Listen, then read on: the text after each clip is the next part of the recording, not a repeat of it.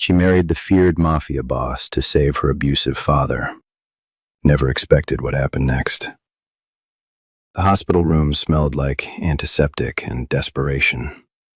Fluorescent light buzzed overhead, the kind of light that makes everything beneath it look like it's already dying. Ezrin Vaughn lay in the bed with both legs in casts, 3 ribs wrapped, jaw still swollen from where it had been wired shut for 6 weeks. The IV dripped into a bruised arm. Monitors beeped the steady rhythm of a man who should be grateful to be breathing. He wasn't grateful. He was negotiating. "It's the only way, Ismara." His voice came out wet and broken through the swelling. "You marry him, and this goes away. All of it. The debt, the threats, everything." The woman sitting beside his bed had a bruise on her cheekbone, purple fading to yellow at the edges. He put it there 3 days before they shattered his legs. His parting gift before the men came to collect what he owed. She married a man she'd never met to save the father who gave her that bruise. And she has no idea that the monster she's marrying is about to become the only person who sees her as human. Subscribe and stay, because this marriage is about to cost everyone at this altar everything they thought they knew. Ismara Vaughn was 25 years old and had been her father's collateral for as long as she could remember. Ezrin had once been a real estate broker in Atlanta, charm on the surface, rot underneath. He drank the career into the ground and gambled the wreckage into a hole so deep he started borrowing from people who don't send reminders. They send messages written in broken bones. He owed the Quintero family, Atlanta's most powerful crime organization, more money than most people would see in a lifetime. When they came to collect, Ezrin couldn't pay, so they collected differently. The hospital bed was their receipt. But Ezrin Vaughn had survived his entire life by finding someone else to pay his bills. And he had one asset left. The Quintero family had made an offer. Their leader, Roman Quintero, 37, unmarried, was under pressure from the old guard to project stability. A wife solved a political problem. Ezrin's debt provided the leverage. The deal was clean. Ismara marries Roman, the debt disappears, and Ezrin keeps breathing. Ismara sat in that hospital room, looking at the man who'd fractured her collarbone at 17, broken her arm at 12, and split her lips so many times the scar tissue pulled every time she tried to smile. She should have said no. Every rational nerve in her body screamed it. But 25 years of programming ran deeper than logic. He was her father, the only family she had. He'd beaten her since childhood, but he was also the man who sat beside her bed when she had pneumonia at 9. The one memory she gripped like a life raft, even though it was full of holes. She said yes, not because she loved him, because she'd been taught that his survival was her job. The wedding was small, a private chapel on the Quintero estate outside Atlanta. No flowers worth noticing, no music worth remembering. Ismara wore a simple white dress purchased with her last paycheck from the restaurant where she'd worked 6 nights a week to cover rent on the apartment she shared with a man who repaid her by leaving bruises in places clothing could hide. She said her vows without looking at the groom. Roman Quintero stood across from her, tall, composed, watching her with the patient stillness of a man who'd built an empire by noticing what everyone else missed. He said his vows with the precision of someone signing a contract. His voice carried no warmth, no cruelty either, just the flat efficiency of a transaction being completed, but his eyes moved. During the ceremony, they traced the bruise on Ismara's cheekbone, the scar tissue at the corner of her mouth, the way she flinched, loss of breath, full body tension, when the officiant raised his hand to bless them. The way she held her bouquet too tightly, knuckles white, like she was bracing for impact even while standing at an altar. He cataloged every detail without changing expression. But something shifted behind his eyes. Something cold and precise that had nothing to do with the marriage and everything to do with the damage written across his new wife's face. Ezrin watched from the front row, wheeled in, casted. His expression wasn't pride, it was relief. The relief of a man who'd found someone else to carry the weight he'd created. He didn't look at his daughter's face, didn't notice the bruise he'd painted there. Or maybe he noticed and simply didn't care because the debt was cleared, and that was the only math that mattered. After the ceremony, Roman extended his hand to help Ismara into the car. She hesitated. Not rudeness, not resistance. The pause of a woman whose body had learned that every hand reaching toward her delivered pain. Roman saw it, read it instantly. He lowered his hand, opened the car door instead, stepped back. A small gesture. She entered on her own terms, and she noticed it the way a woman who's been hit her entire life notices every hand that doesn't. The estate was massive. Iron gates, manicured grounds, a house that looked like it had been built to intimidate and then soften just enough to be called a home. A woman met them at the entrance, mid-50s, Haitian, with the kind of face that held warmth and authority in equal measure. Delphine, Roman said. She runs the household. Anything you need goes through her. Delphine smiled at Ismara, not the performative smile of staff greeting a boss's wife, the genuine warmth of a woman who understood that the girl standing in front of her was terrified and trying not to show it. Delphine led her through the house to a room at the end of a long hallway, not the master bedroom. Separate quarters, spacious, clean. Fresh clothes in the closet, her size. A meal on the table, still warm. And a door with a lock on the inside. Roman appeared in the hallway as Delphine finished the tour. He didn't enter the room, stood at the threshold like a man who understood that doorways meant something different to women who'd spent their lives on the wrong side of them. You're not a prisoner here, Ismara. You're not property. The lock on that door works. He held her gaze. Use it if you need to. Then he was gone, footsteps fading down the hallway. No lingering, no expectation, no invisible strings attached to the safety he'd just offered. Ismara stood alone in a room bigger than her entire apartment. The meal smelled like something Delphine had made with actual care. The bed looked like it belonged to someone who mattered, and the door had a lock that existed not to keep her inside, but to keep the world out. She turned the lock, listened to the click, turned it again just to hear it a second time. Then she sat on the edge of the bed and cried. Not from sadness, from the crushing, disorienting weight of realizing that the most feared man in Atlanta had just given her something her own father never had in 25 years, a door she controlled. She slept with the lock turned and woke stunned that nobody tried the handle. Lay there for 10 minutes listening for footsteps, breathing patterns, the creak of someone waiting on the other side. The morning inventory she'd performed every day for 25 years. Nothing. Just bird song and the distant sound of Delphine's voice downstairs giving instructions to the kitchen staff. Ismara moved through the estate that first week like smoke, present but barely visible.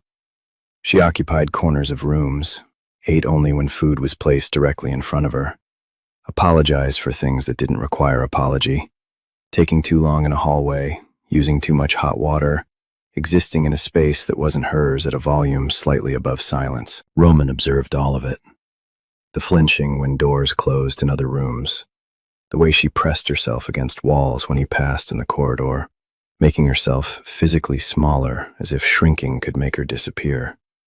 The way she whispered, sorry, like punctuation at the end of every interaction. He didn't push, didn't correct. Gave her the thing no man had ever offered, time with no conditions attached. On the 5th morning, she was in the kitchen before dawn making coffee. Not for herself, for him. Because 25 years of training had taught her that a woman's value existed only in what she provided for the man she belonged to. Roman took the cup, then made a second and set it in front of her. You live here now. That means you eat when you're hungry, sleep when you're tired, and make coffee for yourself first. Ismara stared at the cup like she'd never seen one before. Nobody had ever made her coffee. The gesture was so small it shouldn't have mattered. It mattered more than anything anyone had said to her in years. The calls started on the 6th day. Ezrin. From the hospital first, then from his apartment once discharged. His legs were healing. His tone was not.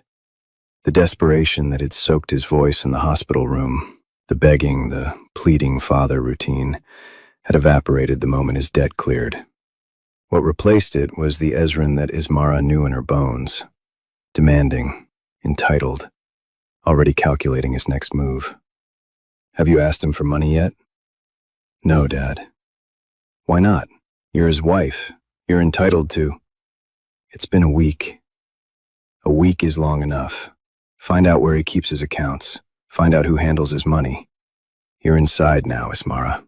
Use it." She took the calls in the bathroom with the door locked and the faucet running. She didn't tell Roman. She absorbed her father's demands the way she'd always absorbed his cruelty, silently, obediently, the way a body absorbs a blow and rearranges itself around the bruise. But every phone on the estate routed through Kale's, through Roman's security system. Thresh flagged the pattern on the 8th day. Roman listened to one call, heard Ezran call his daughter useless, heard him tell her the least she could do after everything he'd sacrificed was make the marriage worth something. Heard the voice of a man who'd sold his child to save himself, now demanding a return on the investment. Roman's jaw tightened in a way Thresh had only seen before someone ended up in a room they didn't walk out of. He said nothing to Ismara, not yet. But his people started digging into Ezran Vaughn with the kind of thoroughness that leaves no stone unturned and no secret buried. During those days, the estate began to shift around Ismara in ways she couldn't fully process. Dinner became a ritual, not formal, not performed. Roman asked her questions nobody had ever thought to ask. What did she like to read? What music did she listen to when she was alone? What did she want to be before life stopped asking what she wanted? She gave short answers at first, fragments offered with the caution of a woman testing whether honesty would be punished. Roman never reacted with impatience, never interrupted, never redirected the conversation to himself. By the second week, her answers grew longer.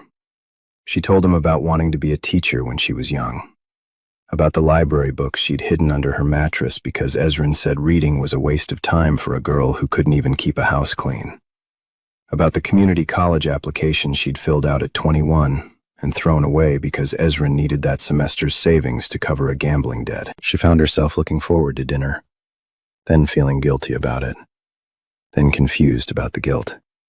The wiring Ezran had installed, that her comfort was selfishness, that wanting anything for herself was betrayal, still hummed beneath every moment of ease. Roman noticed. He noticed everything. The way her shoulders slowly dropped during dinner only to tighten again the moment the meal ended. The way she'd lean toward him slightly when he spoke and then catch herself and pull back. The way her eyes found him across rooms now, not with fear, but with something cautious and searching. Something she wasn't ready to name. He didn't name it either, but he stopped looking away when she looked at him, and the distance he'd been carefully maintaining grew slightly smaller each evening. Not physical distance, emotional. The kind that closes when two people start allowing each other past the checkpoints they built to keep the world at arm's length. Meanwhile, Roman's world pressed in from every side. His uncle Silvano had been questioning the marriage since the ceremony. A debtor's daughter, no connections, no strategic value. Silvano was old guard. He believed alliances were built on bloodlines and leverage, not charity cases. He'd been building quiet support among the family council, framing the marriage as evidence of Roman's declining judgment. Roman handled it the way he handled everything, with patience and precision. But Silvano was dangerous in the way that family is always more dangerous than enemies. He knew the infrastructure. He knew the people. He knew where the cracks were because he'd helped build the walls. On the 14th night, Roman was waiting in his study when Ismara returned from visiting Ezran's apartment. She'd gone to bring him groceries. She came back with a bruise on her wrist where he'd grabbed her for not bringing cash instead. Roman saw the mark. Ismara hid it behind her back. Too late. He didn't raise his voice. He opened a folder on his desk and slid it toward her. Inside, hospital records spanning 15 years. Ismara Vaughn at 8 with a broken wrist, At 12, with a fractured arm. At 17, with a cracked collarbone. At 23, with a concussion. Different emergency rooms across Atlanta. Same explanation every time. She fell. Your father didn't deserve saving, Ismara. Roman's voice was quiet enough to feel in her chest. And you didn't deserve to be the price. Ismara stared at the records. 15 years of her life reduced to medical shorthand. Every fracture she'd explained away. Every lie she'd told to protect the man who caused the damage. All of it laid out on a desk by a man she'd married expecting a monster, and instead found the first person who ever bothered to look at her closely enough to see the truth. Her voice cracked. He's my father.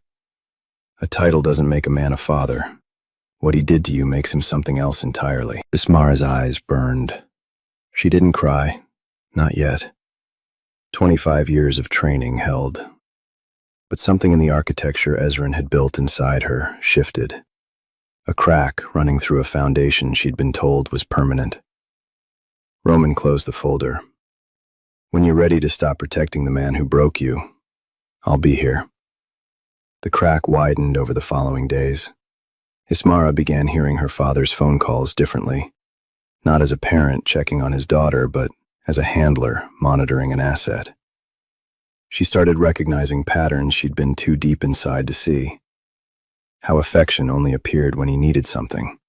How every apology was a preamble to a demand. How every conversation ended with her feeling guilty for not giving enough to a man who had never given her anything, except bruises and the belief that she deserved them. She stopped answering on the third ring, then the fifth. Then she let one go to voicemail entirely and sat staring at the phone waiting for the sky to fall, because disobeying Ezrin had always been followed by consequences that left marks. Nothing happened. The sky held, and something inside Ismara shifted from crack to fracture. Meanwhile, Roman's people delivered the intelligence that changed everything. Ezrin hadn't just been gambling again. The debts to the Quintero family were erased, but the addiction that created them was alive and thriving. He'd started borrowing from the Lazaro crew, a smaller but vicious outfit running Atlanta's south side.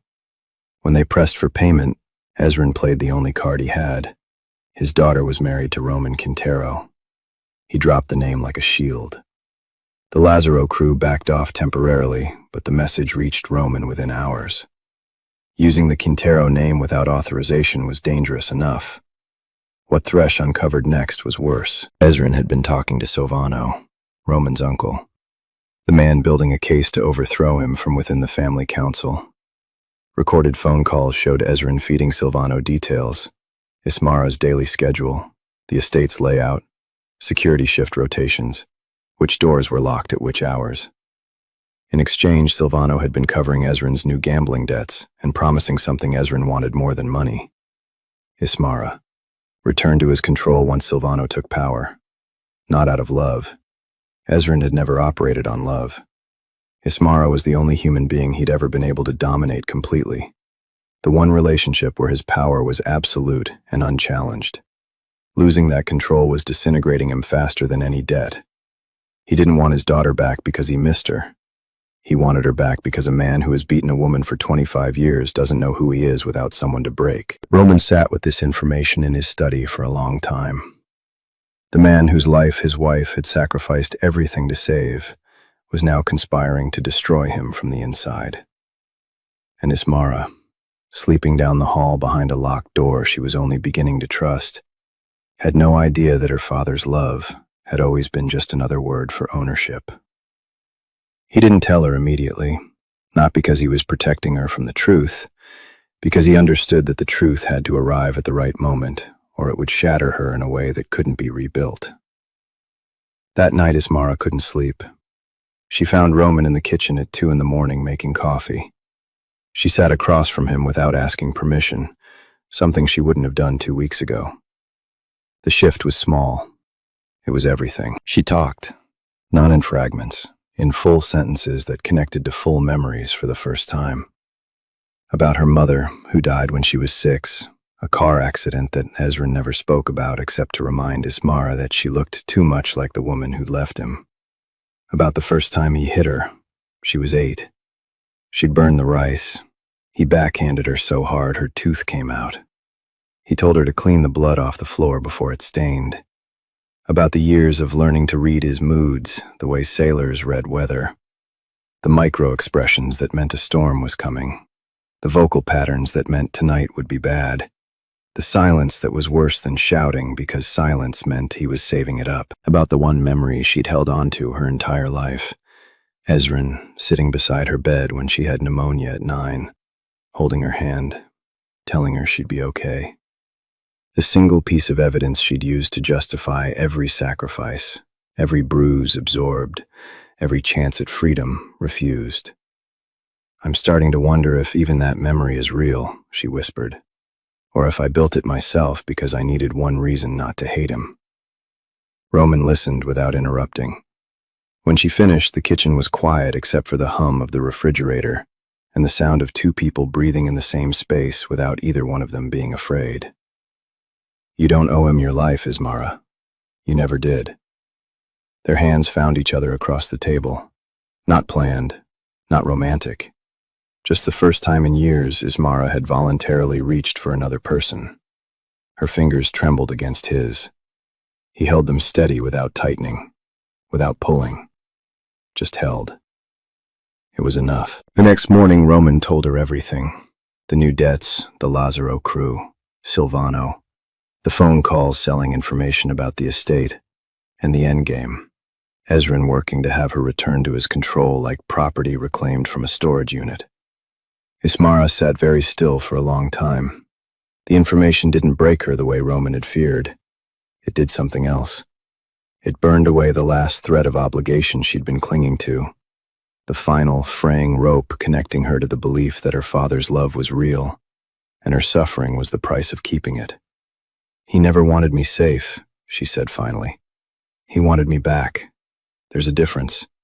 "Yes, there is." "What is Silvano planning?" "He's called a council meeting for tomorrow night. He'll present evidence that the marriage compromised the family and demand a vote of no confidence. Your father will be his witness, testifying that you're a liability and I'm unfit to lead." Ismara's jaw set. The trembling that had lived in her hands since she was 8 years old went quiet. Not gone, quiet. Like something being held in reserve instead of something being endured. "I want to be there." "Ismara, he sold me to save himself. Then he sold you to get me back. And tomorrow night he's going to sit in front of your family and tell them I'm worthless." Her eyes met Roman's. Steady, clear, unflinching. "I want to be in that room. I want to look him in the face. And I want him to hear me say what I should have said 25 years ago." Roman studied her for a long moment, then nodded slowly. "Then we walk in together." The Quintero compound in Buckhead was built for decisions that didn't get made twice. Long table, 30 chairs. Every seat filled by a man who'd earned his place through loyalty or bloodshed or both. The room smelled like old wood and authority. Silvano sat at the far end, silver-haired, composed, wearing the calm of a man who believed he'd already won. Beside him, a chair waited for his star witness. Roman entered first, Ismara beside him. Not behind him, beside. The room noticed. 30 pairs of eyes tracked her the way they tracked anything unexpected, measuring, calculating, dismissing. Women didn't attend council meetings. Wives didn't address this table. Ismara was both, and she walked in anyway. Silvano opened with precision. The marriage was impulsive. The bride, a debtor's daughter with no connections, no strategic value, no strength. The union had attracted ridicule, emboldened rivals, projected weakness at a time when the family needed iron. He spoke for 12 minutes. Every word calibrated, every sentence designed to make Roman look like a man who'd let sentiment override judgment. Then he called Ezrin Vaughn. Ezrin entered in a suit that didn't belong to him. He looked healthy, healed. The legs that had been shattered months ago carried him with the confidence of a man who'd already been promised his reward. He didn't look at Ismara, didn't glance in her direction. She was furniture to him, always had been. Something to use, not someone to see. He addressed the council with the charm he'd perfected over decades of borrowing money he couldn't repay and selling things that weren't his. He spoke about instability, about Roman's judgment being compromised by a woman who brought nothing to the table, about a leader who'd chosen charity over strategy. Then Ismara stood. The room went silent. Not respectful silence, stunned silence. The kind that precedes something nobody prepared for. "My father is right about one thing," she said. Her voice didn't shake. "I brought nothing to this table. No money, no connections, no family name worth trading.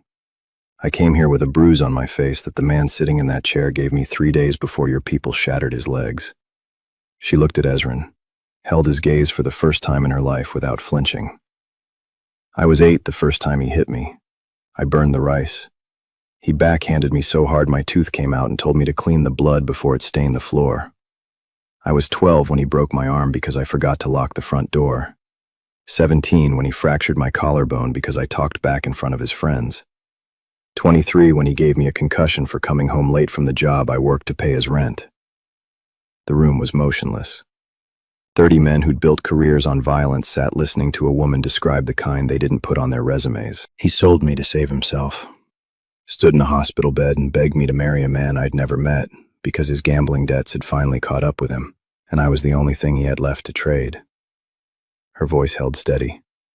"I said yes. Not because I'm weak, because I'd spent 25 years being programmed to believe that his survival mattered more than mine." She turned to Silvano. "The man you're presenting as your credible witness has been borrowing from the Lazaro crew, using the Quintero name as a shield. He's been feeding you security details about this estate, shift rotations, door codes, my daily schedule, in exchange for you covering his new debts and promising to return me to his control once you took power." Roman's people presented the evidence. Recorded calls between Ezrin and Silvano, wire transfers, security footage, every transaction documented and time-stamped.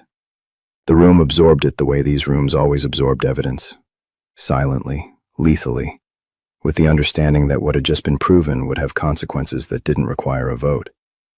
Silvano's composure crumbled. Not dramatically, in stages. The composed confidence dissolving into the tight-jawed silence of a man watching his entire play collapse while his own evidence was used to bury him. The council ruled within the hour. Silvano stripped of his position, exiled from the family. His allies quietly informed that loyalty to the losing side had a cost they'd be learning about shortly. Ezrin was escorted from the compound. Not violently, deliberately. Roman could have destroyed him. Instead, he let Ismara decide. She faced her father in the hallway. Ezrin's mask attempted to reassemble. The wounded father, the victim of circumstance, the man who'd sacrificed everything. "Ismara, sweetheart, everything I did was for us. You have to understand. You sold me to save yourself. Then you sold my husband to get me back. Not because you love me, because I'm the only person you've ever been able to control, and you can't stand that I'm not breaking anymore." Ezrin's mouth opened, closed. 25 years of justifications and deflections and cruelty repackaged as sacrifice. And for the first time, his daughter was looking at him with eyes that didn't believe a single word. "I'm not your collateral anymore," Ismara said. "I'm not your currency. And I'm not your daughter. Not after this."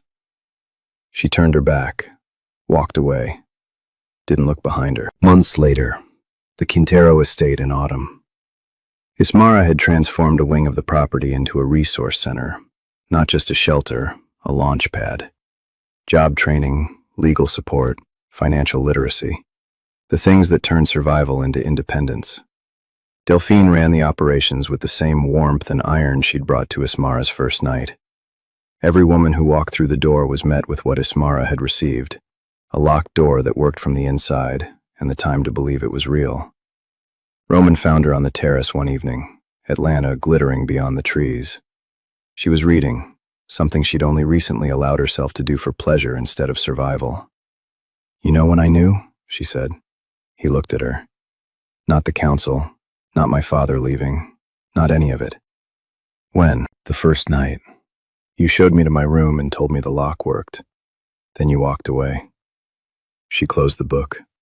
Every door I've ever been behind was locked to keep me in. You gave me a lock to keep the world out. That's when I knew you were nothing like him. Roman took her hand. She didn't flinch. The reflex Ezrin spent 25 years installing had been quietly dismantled by a man who never raised his hand and never walked through a door she didn't open herself. He kissed her. On a terrace above a city that didn't know half of what happened inside the families that ran it. No transaction, no arrangement, no debt. Just two people who started as strangers at an altar and became the thing neither expected. Chosen. Across Atlanta, in a studio apartment that smelled like stale liquor, Ezrin Vaughn watched the evening news. His daughter's face filled the screen, composed, strong, surrounded by women she was helping rebuild the lives that men like him had tried to destroy. The anchor called it a story of transformation. Ezrin turned off the television and lived with the knowledge that the daughter he broke rebuilt herself in the house of the man he betrayed, and she did it behind a door he would never be allowed to open again. She married him to save a man who never deserved saving. She expected a cage. She found the first unlocked door of her life. And the man they called a monster turned out to be the first person who ever showed her what it looked like to be loved without bleeding for it. If you made it this far, you felt something, and we both know it. Hit subscribe and be part of what we're building. A space where stories don't just entertain. They remind you that the people the world underestimates are usually the ones who end up changing it. Drop a comment. Tell us what freedom means to you. Share this with someone who needs to hear it tonight. We read every single one. See you in the next story.